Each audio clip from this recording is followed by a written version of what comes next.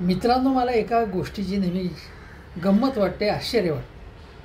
पंतप्रधान नरेंद्र मोदी हे देशात कुठेही एखादी कॉन्फरन्स असेल, एखादी सभा असेल, लोकसभा मध्ये असतील, बोलत राज्यसभेत बोलत असतील किंवा वावरत असतील, त्यांचा चेहरा अतिशय गंभीर असतो. अन्य नेत्यांशी बोलताना त्यांना हसताना लोकांनी क्वचितच पाहिलं आहे. सर्व देशाचं ओझं जणू काही त्यांच्या खांद्यावरती आहे आणि इतर कोणाकडे काहीच जबाबदारी नाही असं एखाद्याचा समज होईल.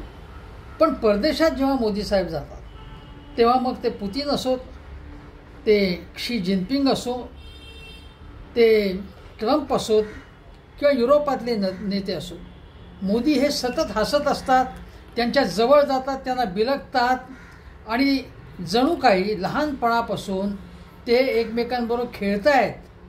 विटीदांडू खेळत असतील, क्रिकेट खेळत असेल लहानपणापासून, असं वाटावं एवढी जवळीक दाखवतात.